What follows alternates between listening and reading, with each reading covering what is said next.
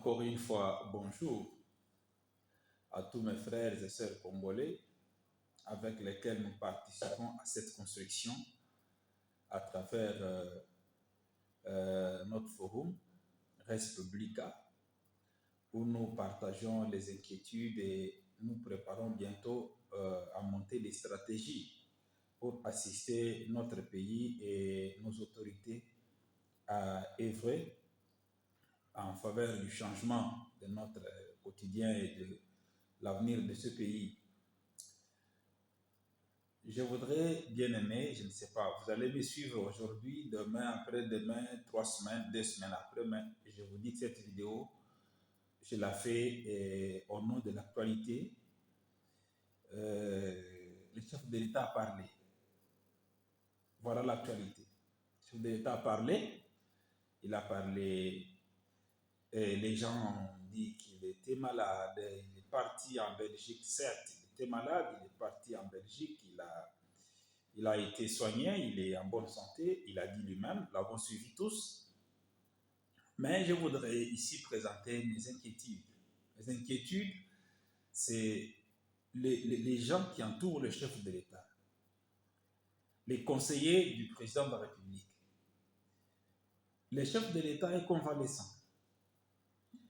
Et vous l'avez soumis à un exercice de communication. Je vous informe que la communication fait partie des armes de guerre. La communication fait partie des armes de guerre. Le Verbe a créé le monde, vous voyez. La Bible le dit clairement. Dieu a créé ce monde par le Verbe. La communication, c'est un couteau à double tranchant.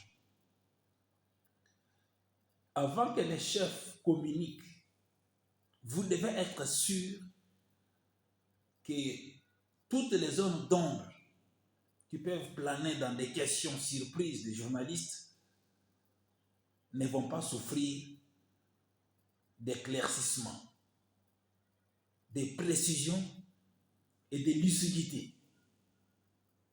Sinon, on n'engagerait pas de communicateurs.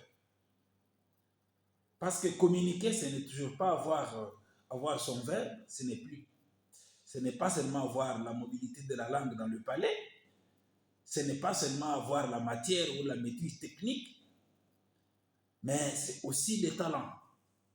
C'est aussi les talents des communicateurs. C'est aussi la souplesse de réaction. La communication, c'est vie et c'est sang aussi. Et lorsque vous laissez les chefs à un exercice comme celui-là, et il parle en tant que chef de l'État et président de la République,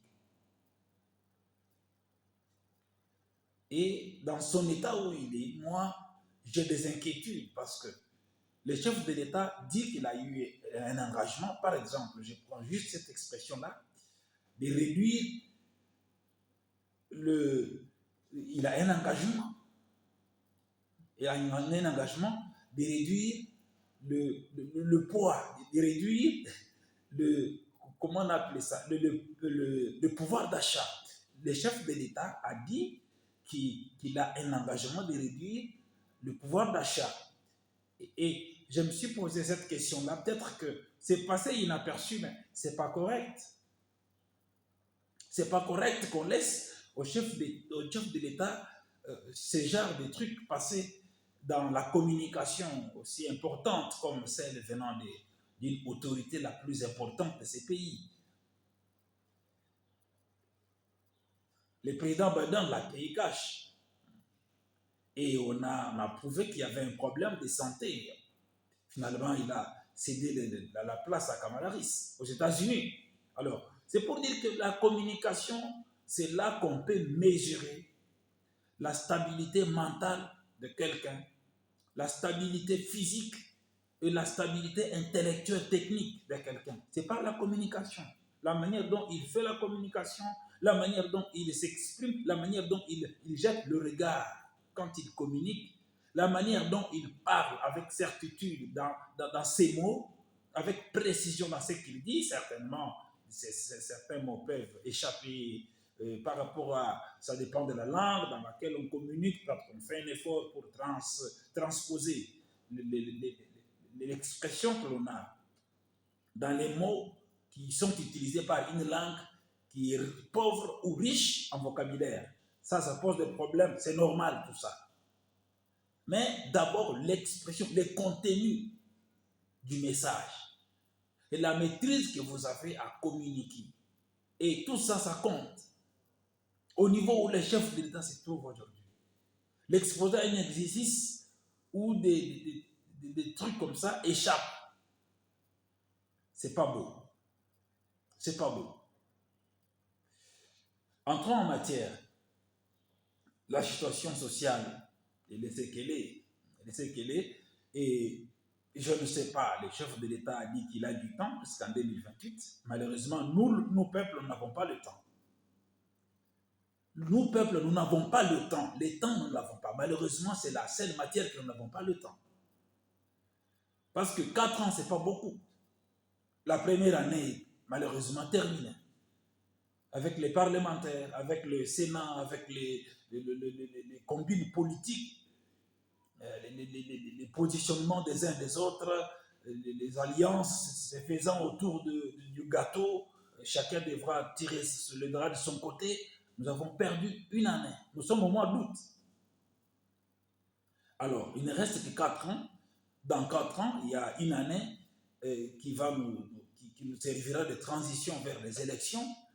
Et c'est une année de tractation politique, d'agitation politique à travers ces groupes d'opposants, ces groupes de pression et tout ce que vous savez.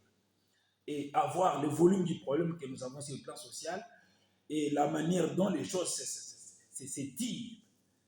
Non, à cette vitesse, je ne crois pas. Mais je ne crois pas. À moins que ça relève du domaine des miracles. Tant mieux. Seul Dieu sait. On peut lui faire confiance. Mais quant aux hommes, il faut être naïf pour ne pas faire une analyse objective et savoir que par rapport au temps qui nous reste, le changement est encore loin de nous. Espérons qu'il a dit que nous pouvons retirer certains propos. Écoutez, nous sommes des hommes honnêtes, intègres, nous pouvons changer de propos. Nous pouvons retirer nos propos. Mais à être réaliste sur le terrain, vous allez tous constater que la situation ne sera pas aussi facilement prenable qu'on le croit. Espérons-le. Il a dit lui-même, le chef de l'État l'a dit, nous le croyons. Mais pas comme la parole de l'Évangile. Nous croyons avec analyse et un œil critique là-dessus. Nous sommes dans ce pays, nous connaissons d'où nous venons et où est-ce que nous allons. Et nous avons entendu des choses pas jolies. Pas jolies, que messieurs les conseillers en communication, je ne sais pas, conseillers techniques, je ne sais pas, conseillers politiques, je ne sais pas, toute cette crème des conseillers. Il y a des gens intelligents à la présidence, là. Il y a des gens qui ont des grands diplômes, qui ont fréquenté de grandes écoles. Vous ne pouvez pas laisser les chefs avancer dans la communication, comme si vous avez affaire à un communicateur ou un journaliste ordinaire. Non. Je vous rappelle que sa parole a la force d'une loi, s'il vous plaît. Sa parole a la force d'une loi. Alors, ne laissez pas les chefs spéculer sur des propos que vous êtes censés orienter vous-même avant que les chefs arrivent à communiquer là-dessus. C'est pour ça que vous êtes payé, c'est pour ça que vous êtes employé. Vous travaillez pour ça, vous travaillez pour lui. C'est pour lui que vous travaillez. Nous devons vous le rappeler. C'est déplorable. C'est ce que dit Omulumba. Bon, des résumés-moi. Une question s'est glissée là-dessus qui demandait au chef de l'État. Il y a une pratiquement division entre ceux qui se disent fidèles à l'idéologie d'Étienne Tshisekedi, mais qui ne se retrouvent pas en votre façon de faire le travail. Bon, il dit que le temps change, la politique est dynamique. Bon, le dynamisme de la politique doit être adapté au contexte de chaque pays, de chaque nation, de chaque peuple. C'est de ça qu'il s'agit. et non pas adopter le dynamisme politique dans le sens de tirer les dividendes par rapport à ce que vous avez comme ambition politique, à la préservation des intérêts d'un groupe ou d'une structure ou des individus. Non, non. Je dois rappeler au chef de l'État qu'il est le président de la République. Il a atteint la sommité du leadership, que nous appelons le leadership des commandements. Et ce leadership de commandement, je dois le répéter, n'est pas chercheur de solutions. C'est un leadership créateur de solutions. Le chef de l'État est quelqu'un qui crée des solutions et non qui recherche des solutions.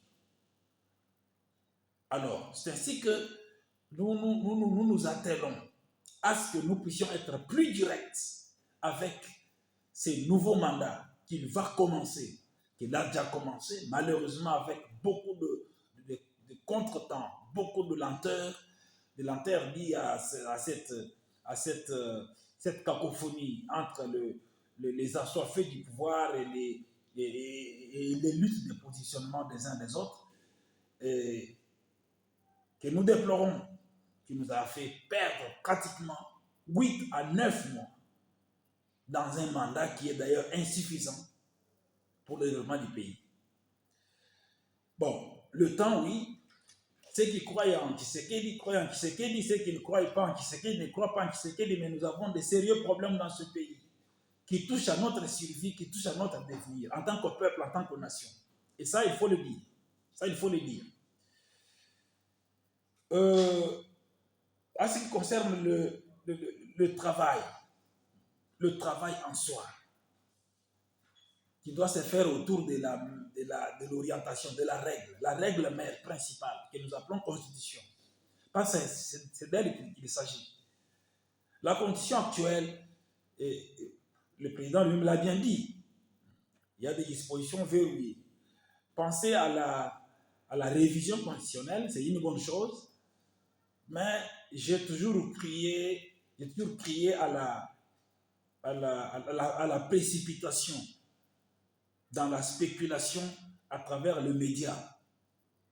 Lorsqu'on spécule et que cette spéculation arrive à atteindre la population et cette population n'a pas la même vision que certains leaders ou responsables des structures politiques ou leaders d'opinion, que sais-je encore, qui peuvent disséquer le bruit qui crée le désordre dans l'opinion et les données techniques qui peuvent apporter des solutions solides dans le pays. Et quand on communique vaille-que-vaille, on laisse un vide. Et quand on laisse des vides, la spéculation s'installe. Parce que dans la gestion politique, il faut éviter de laisser des vides dans la communication et même dans l'action. Et c'est à partir de ces vides-là que la spéculation s'installe. Et quand la spéculation s'installe, elle crée des faux bruits. Et quand ces faux bruits se propagent, et ces faux bruits conduisent souvent à des contestations, à des incompréhensions, à des manipulations faciles à travers le pays, ce qui n'est pas avantageux. Ce qui n'est pas avantageux. Alors, nous voulons ici parler de cette modification de la Constitution. Attendons voir comment ça va évoluer. Et nous aurons peut-être une suite par rapport aux stratégies que le chef de l'État lui-même a mises en place. Nous verrons ensemble comment ça va progresser. Mais moi, j'ai des propositions là-dessus que nous allons vous proposer les moments venus. Pas aujourd'hui, les moments venus. Il y a eu cette question de sécurité que je n'ai pas moi bien compris. Je n'ai pas compris cette question-là parce que la sécurité, c'est ça, même la vie de ce pays. Et le chef de l'État lui-même l'a dit. La sécurité est plus importante parce qu'on ne peut pas investir là où il y a l'insécurité. On ne peut pas créer des entreprises là où il y a l'insécurité. On ne peut pas créer de l'emploi. On ne peut pas, on ne peut pas, on ne peut pas. Le développement ne peut être possible qu'en l'absence de l'insécurité. Quand il y a la sécurité, on ne peut pas parler du développement. Ça, le chef de l'État a pratiquement raison. Mais les ingrédients qui amènent ce pays vers la voie de la paix ne doivent pas être toxiques. Des opinions qui créent des frustrations au niveau des acteurs qui peuvent consolider cette paix. Le chef de l'État peut avoir des informations nécessaires, qu'il y a des acteurs qui sont impliqués dans tel ou tel autre mouvement qui crée l'insécurité dans le pays. Ce n'est pas à lui de venir l'étaler publiquement. Non, vous savez, il y a tel monsieur, il y a tel... Non, non. Non, c'est une façon de vouloir résoudre un problème par la création de tensions. Or, au lieu de créer une tension, on aurait proposé des brèches, on aurait ouvert des brèches de confiance, même